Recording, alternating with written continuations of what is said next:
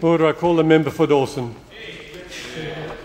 The Shadow Treasurer for this matter of public importance motion, because there certainly is an urgent need for consistency from this government so we can restore confidence in the economy. But sadly, what we've heard from the member for Parramatta, she spent over half of her speech with more of the same bleating, more of the same finger pointing, more of the same whinging and worrying about the coalition and its policies, and pointing to all of the problems and all of the uncertainty that this government, after almost 4 years and 2 Prime Ministers, still hasn't addressed.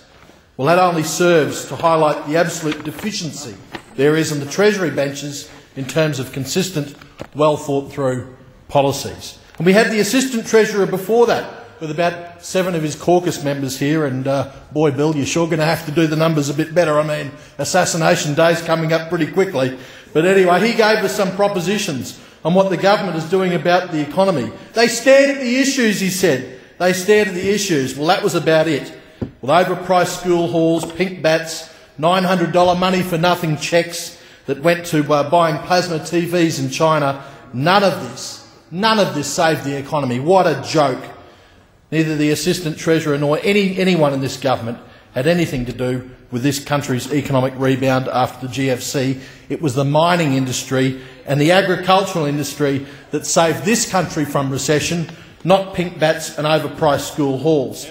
And aren't they doing their best? Aren't they doing their best to kill off those industries? Firstly, by the taxes that the Assistant Treasurer talked about, the carbon tax and the mining tax. And the words "spread the wealth" that he used so liberally there, well, that is just socialist code for ripping the money that's generated in productive regions like Mackay, Townsville, and Central and North Queensland and WA, and funneling it off into Sydney, into Melbourne, and not to forget, to fill the ever-growing $107 billion plus worth of government debt that the Assistant Treasurer allowed to be ramped up to $250 billion when he come into this place in the dead of night with his amendment bills to the budget.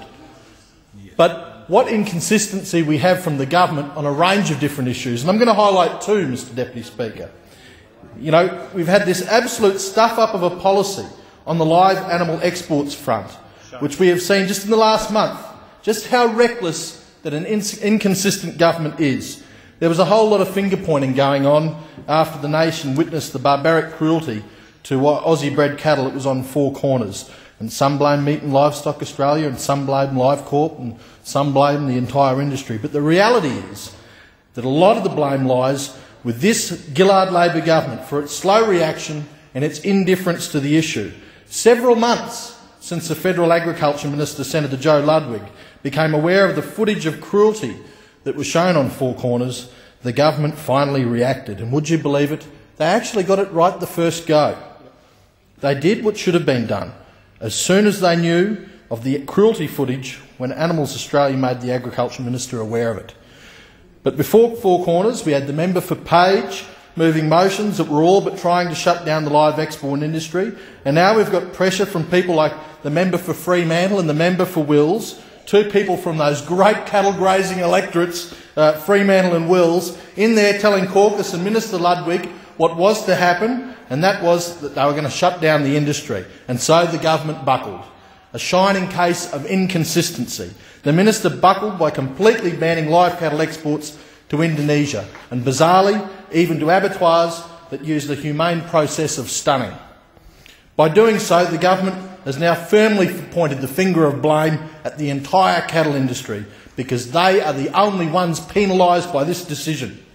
They're refusing to compensate graziers, who stand to lose a multi-million-dollar export market, instead saying the MLA should pay, when they were the only ones trying to improve practices in Indonesia. Well, the MLA didn't ban the exports, the government did, and they should compensate. Better still, they should show some consistency and show some compassion for farmers in North Queensland and reopen the live exports to those Indonesian abattoirs whose practices are in accordance with international standards. Because this is people's lives we are talking about. A lot of people in this room and around the country may have seen the email doing the rounds, an email from Mr Scott Braithwaite. And Scott's the nephew of the former member for Dawson, Mr Ray Braithwaite. And he's been associated with the live export industry for decades, including being employed as a head stockman. And I want to take a moment to quote a little bit out of Scott's email. He refers to abattoirs in Indonesia. He says, one of these facilities is operated and owned by a large Australian pastoral house. The operation is run by a North Queensland man who, through his absolute dedication to excellence, has built a feedlot and slaughtering system that his company, the industry and himself can be very proud of. The system is closed. All the cattle are already killed through their own abattoir. They import 20 to 25,000 cattle a year. They have been shut down. They've been doing this for the last 5 years. Why have they been shut down? For what reason could anyone justify closing this operation down, especially without even bothering to look at what goes on? There's many other abattoirs in Indonesia like it, and why can't trade to those abattoirs be open? But these fakers, Mr Deputy Speaker, I mean really, they claim they're out to protect animals, and what do? They vote to remove Australia from the situation which does nothing for the cattle from other nations or from Indonesia that's going to end up at the abattoirs not doing the right thing. And it's occurred to me there's something missing from this blame game. They're quick to blame Australian farmers and the industry, but they haven't said anything about the religion that actually inspires the torture of the cattle here. And I find that very hypocritical. We haven't seen anything from the member for Wills, the member for Fremantle, or the member for Page raising that issue. But they're very quick to sink the boot into the farmers, regardless of the consequences. And if we want to have a look further at government inconsistency that's hurting our economy, then there is no greater example of that than the carbon tax fiasco. The whole country is waiting for some decision and consistency on this issue. And the best consistency that we could get is for the Prime Minister to stick to her election promise that there will be no carbon tax under a government I lead. The best consistency we could get is for the Treasurer to stick to his election statements. Firstly, on Meet the Press on the 15th of August 2010, where he said what we rejected is the hysterical allegation that somehow we are moving towards a carbon tax. And also on the 7:30 report on the 12th of August 2010, when he was asked to rule out a carbon tax and said, we made our position very clear, we have ruled it out. We could get some consistency from the Climate Change Minister and his department, which lists the first of 6 priorities in its corporate plan this year as being the delivery of the government's election commitments. Well, the election commitment of the Prime Minister, as I said, and of the Treasurer, as I said, was that there would be no carbon tax. So perhaps we could get some consistency on this, or change the corporate plan to say the delivery of the Greens' election commitments. The reality is there are a couple of ways out of this inconsistency. The government could drop the tax, but I understand, and we understand, that that would be a very embarrassing thing to do, and it would hurt the Greens' feelings. So here's another clue for you. How about have a plebiscite? How about let the people decide? But you won't do that. You won't do that. And they won't do that because they're all about hypocrisy and not about democracy. The Queensland Resources Council has done studies that suggest in my region there's about half a dozen mines in the Bowen Basin serviced by Mackay that would be under threat. And worse still, they say, is the impact it will have on investment in mining and local industry. But we have another view on this matter from the government's own Resources Minister, who says no one can rule out a mine or two closing under the carbon tax. A mine or two. I wonder if he was just saying it, oh, it's just a mine or two, it's just a mine or two.